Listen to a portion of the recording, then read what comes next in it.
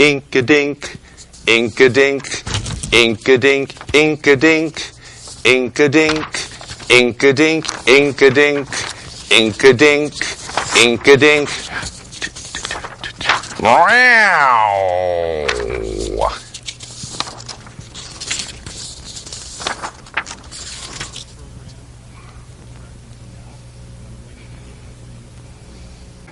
You don't look like you don't sound like you. If you try to tell them who you are, it comes out all garbled up. The universe, in its ultimate wisdom, will not let you reveal yourself. It's smarter than us. That's sick. Consider it the universe's witness protection program. So what do I look like? Here. These are your IDs. Friday night, and, okay.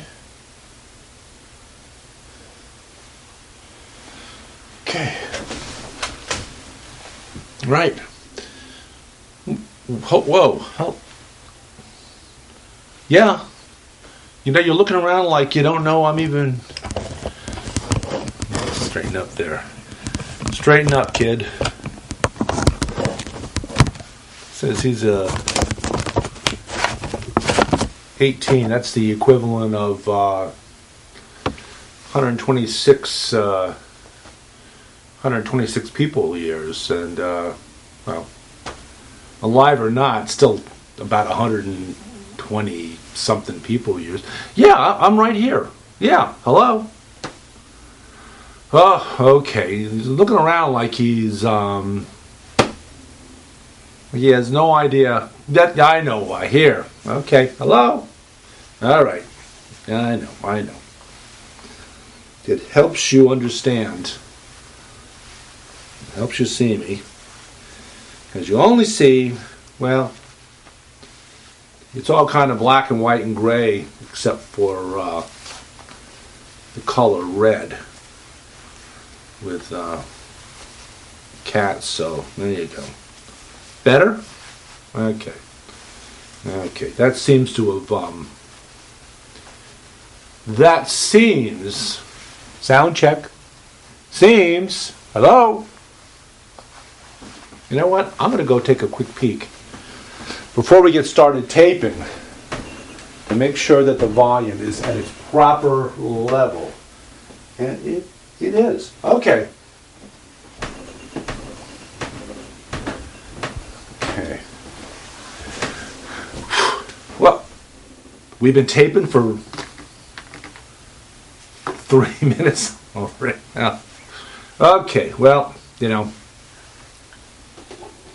sometimes these news reports start off on a bit of a slow, screw Fox News. Here comes Cat News and Fox News. News is in parentheses because it's, well, credit where credit is due. Fox Sunday Morning has some good interviews, some good discussions, as good as, maybe even a little bit better on occasion than your other Sunday morning talk shows. You get a little bit better conversation that's more off the cuff and not so canned as you do on some of the other stations. I'm not going to mention any names, CNN, but at any rate, you also want me to mention MSNBC for Sunday morning. But having said that, apparently, big story going on, and Fox really likes to make sure you get all the important elements of what's going on in the world. A big story the other day. Okay, yeah, I know it's a little off. Yeah, better? Okay, good. Okay. Fox wants to make sure, especially with their, I call them kids, Basil calls them kids too, in their morning broadcast, like to make sure you get all the coverage on everything that qualifies as mock indignation. Oh my God, how did that person say or do that? The other day they had, and they spent hours on it, and we check in periodically on our friends and Fox, or Fox and Friends, and some of the other Fox broadcasts, which claim to be news, but in fact are pretty much 100% editorial. But big story. They coined a new phrase about it, the latte salute. So as it turns out, you have President Bush. Now that's the old one. You have President Obama coming off of the helicopter, and he has a cup of something. Might be latte, might be chai, might be who knows what it is.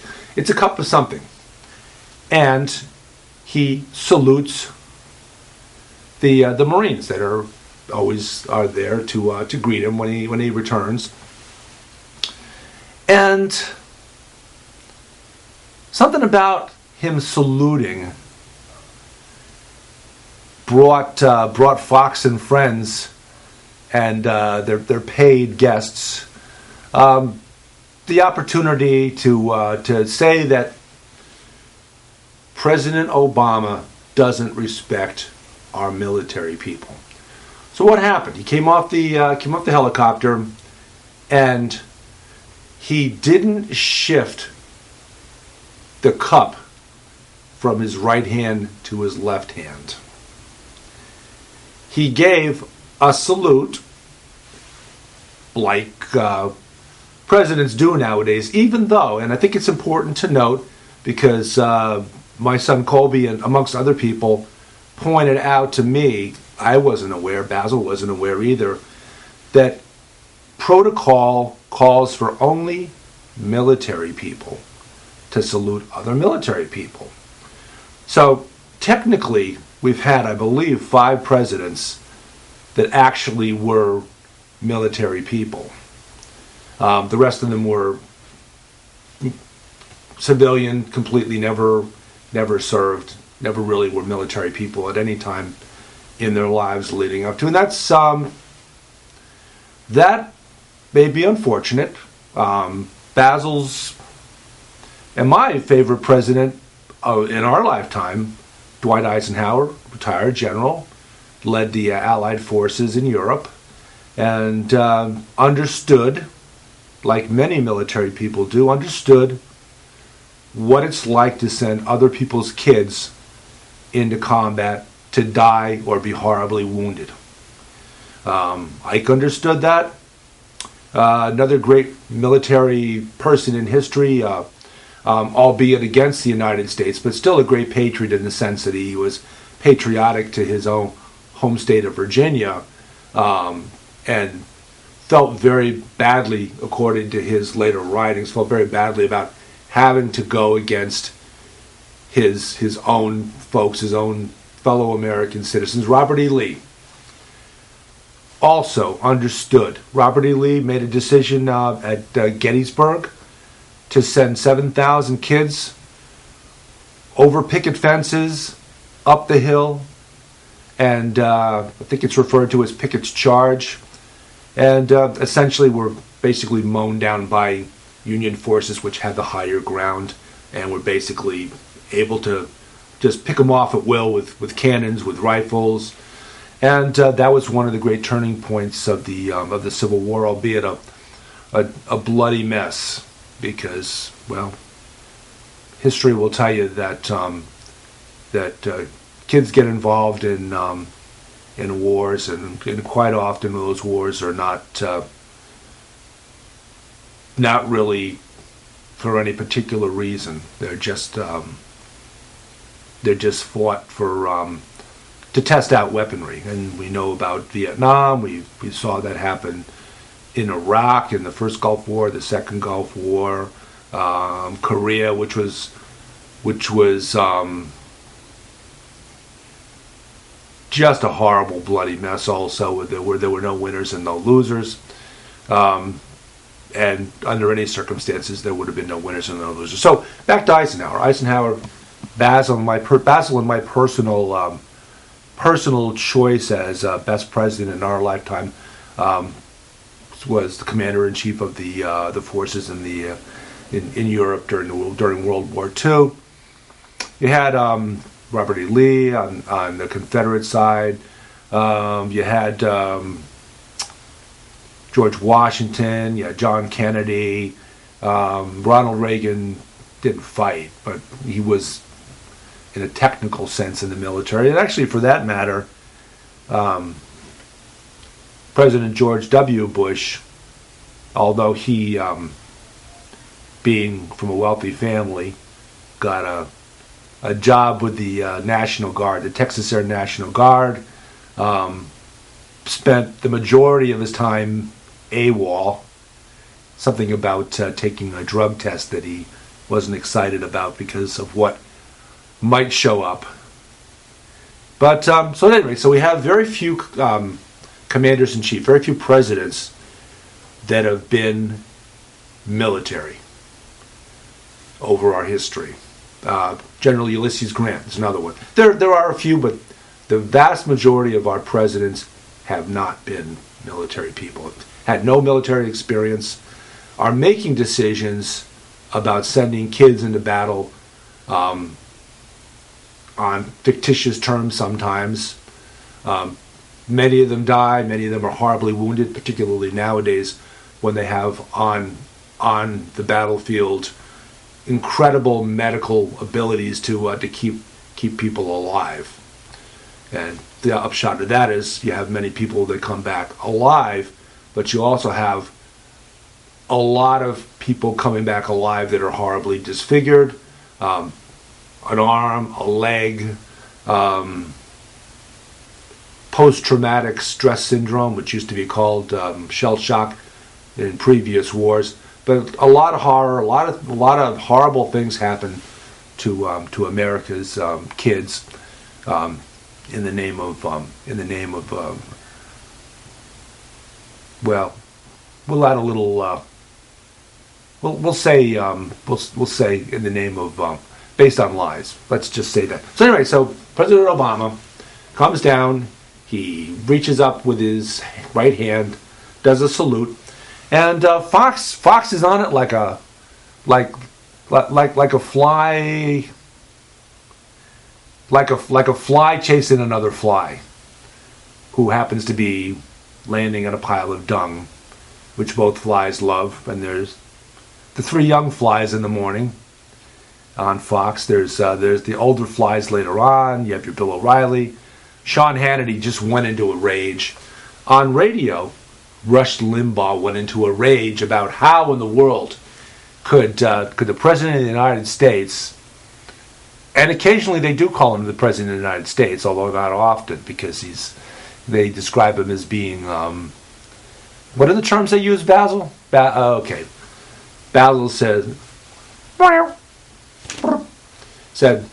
let's go down the list. He said, Muslim, Kenyan, although Indonesian seems to be the country du jour that they attribute as being the birthplace of President Obama. And then we go into the political things. Communist, fascist, although those two can't, by definition, you can't be a communist and a fascist. But a lot of people don't even understand what those terms mean. Socialist, Marxist, you go on and on and on. So it comes down, he does this salute, and they're going crazy about this, even though, as my son Colby ably pointed out, and our future former friend Chris ignored when we ably pointed that out. Not supposed to. So we look back and we brought up some clips, which we don't have because we're not technologically good at doing that kind of thing. But we found a lot of clips of other presidents while they were in office, coming off the helicopter, coming off Air Force One, and being greeted by Marines generally, and not saluting, or in the case of George W. Bush, President George W. Bush, President Obama's predecessor, we have a clip which you'll have to look up on the internet. It's there. It's actually a White House, official Bush White House clip of the former president as president, coming down the steps of the Air Force helicopter. And he's got his lovable dog, and I'll let Basil speak to that. Basil says, Meow. Meow. Cute meow. says, yeah, Barney. President Bush had a cute little black Scotty named Barney. Lovely little dog. Very charming little dog. And he has him in his arm, and he brings his arm up to make the salute. He's got Scotty right there. Barney right there. The little black Scotty. Barney right there. Brings up, does his salute, and basically sticks his nose, that's President G.W. Bush's nose, he sticks his nose into Barney's ear. He's got his hand cradled around Barney's crotch. He's got, and that apparently showed no disrespect for the troops. Oh, also there's the picture that you can find out there. That's a I don't know if that's the official White House picture, and I don't think it's faked. I don't think it's but you can check that out and let us know. Where President Bush is coming off the helicopter and doing the opposite of this. No, yeah, not the opposite of this, but the opposite of this. And whether he's flipping the bird to somebody in reality or whatever, pictures out there. You could find it if you really want to. And or actually you could look on Basil's Facebook page. That's Basil BuddhaCat on Facebook. And so Basil, what more do you want to talk about this? I mean, they covered it for hours on end. Are we going to cover it full half hour? Basil says, Meow. Meow. Meow. Meow. hold on. Tweety, what do you think? Okay, it's on the big important phone, so that's always good when we get call-ins from the big important phone. Thank you for calling Basil BuddhaCat Presents. It's coming from Austin, Texas, or thereabouts, one of the areas around Austin. Okay, and who might be calling in to Basil BuddhaCat Presents? Blessed, happy Friday evening, and thank you for calling. At any rate. Okay, Tweety's letting us know, he's putting it up on the board, that it in fact is President George W. Bush's dog, Barney. Okay, thanks for calling in. You've got your translator there. Who is it? Oh, he says it's Laura Bush. Okay, and you're there at your home, I take it. And, okay. And, what can you add to the conversation? He's saying through his interpreter, Laura Bush, that the angry look on his face is because, unfortunately... Okay, gotta let this one go to voicemail. And we'll answer back, and we'll answer back later. Says he actually has got his thumb up Barney's rectum, and that was pretty uncomfortable. So I don't know if that's really newsworthy, but okay. So you were there, obviously. Was that the only time? Wow. The call-ins are coming in left, right, center, everywhere.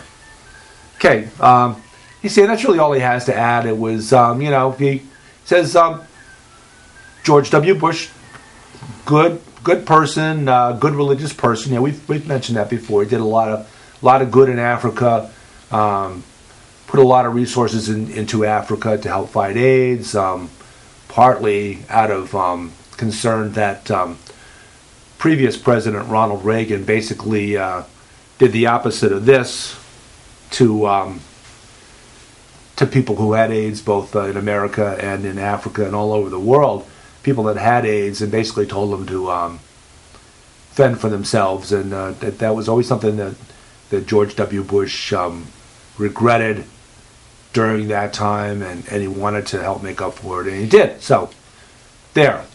We said that. Important. So, anything else? Okay. So that's about it. That's about it. Good owner, as was Laura, he says. And that's it. Okay. Thanks for calling, Barney. We'll try to get back to those. Tweety's got the numbers up on the screen, so we can dial them back, or perhaps.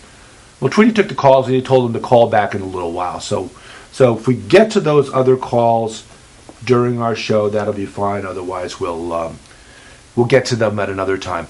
So at any rate, do you want to go on and talk a little further about? Okay. He's telling me. Basil's telling me. He said. Meow. Meow. Meow. Meow. Said Basil wishes he had done as well by the military dogs that were involved on the side of America and in Iraq. He also wishes that we had good and dear friend of the show, Progressive Soup, Michael Zakaya on, and one of the results of the invasion and the occupation of Iraq by American forces, and the subsequent leaving arsenals open so that people who had been fired from the military in Iraq and had time on their hands and shooting skills along with that time on their hands got all that weaponry out of arsenals. And one of the consequences of that was the Battle of Fallujah that our friend Michael Zakaya was at, and he noted that there was so much carnage during that battle, so many corpses lying around all over the city of Fallujah, that afterwards, as a health precaution, American forces had to kill all the dogs and cats in Fallujah, because otherwise those dogs and cats would bite corpses and consequently spread all kinds of diseases, and along with the deaths of those dogs and cats, another unintended consequence of an invasion and occupation based on lies. But at least he never saluted a Marine with a cup of something in his hand. Basil's twisting and tweaking his right whiskers, two of them. One would be to indicate Fox stinks, and two to indicate that Fox sucks. So he's weighed in on our friends at Fox. Do we need to do okay? Basil's saying we got to make sure we do our okay. We need to make sure we do our advertisements, and so we will. Well, I'm looking around. We've got Sharky. Oh, one we haven't done recently. Our people seem to confuse these with robot nipples, and probably it was Jeffrey from the Late Late Show with Craig Ferguson who called us and let us know about this. Called us in the German accent, by the way, because what is it? One ring of the bell is we're speaking German, and two rings of the bell is we're still speaking German. But so are these? Oh, okay. Looks like we picked up 3M. Minnesota Mining and Manufacturing, MMM, yeah. Minnesota Mining and Manufacturing, makers of these Basil says they're robot nipples, so okay, so we'll go with that. Okay, we also need to do a shout out to pigs in the audience. Okay, got that. Got Walter and Lil's catnip-filled mouse that's here up here with us. And of course, we have to do Basil's favorite candy, Tootsie Roll. And as every time we do the show, it's a little more melted than the previous time we did the show. And I'll tell you what, if in fact it is Tootsie Roll and not something from Basil's litter pan, then it really this stuff doesn't go bad because it's been hanging around here for about 3 months, right on this table. Speaking of litter pans, Basil's been waiting. He says we're going to get a delivery day, a big delivery today, a big white delivery. No, that is not. No, you're wrong. It's not. It's a refrigerator. We're getting a brand new refrigerator delivered. It is not a brand new super deluxe litter box. It's not. It just isn't. Well, he doesn't agree with me. But then again, it's being delivered by... Basil said, now that baseball season's over, as of 2 days ago, 3, 4, 5 days ago, at least the regular season has been over now since 5 days, since Sunday. Says his favorite baseball player, number 2, he calls him Derek Cheetah. And we go into discussions about this a lot, is going to be delivering that refrigerator. That's his new employment. Well, you know what? We're going to have to talk about, we have to finish up all our other stuff and talk about that and many, many more things on our Sunday morning show. But this has been Basil BuddhaCat. I'm David Stevenson, Basil, co-host, interpreter, and have a good Friday evening, and we'll see you Sunday morning. Bye. You don't look like you don't sound like you. If you try to tell them who you are, it comes out all garbled up. The universe, in its ultimate wisdom, will not let you reveal yourself. It's smarter than us. That's sick. Consider it the universe's witness protection program. So what do I look like? Here. These are your IDs.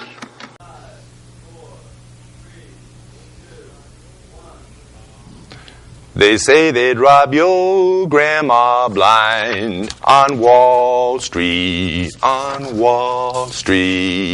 fritter her away her Medicare on Wall Street. And Pharma Oil and their pet fox don't care if she lives in a box, so long as they wear platinum jocks on Wall Street, Meow.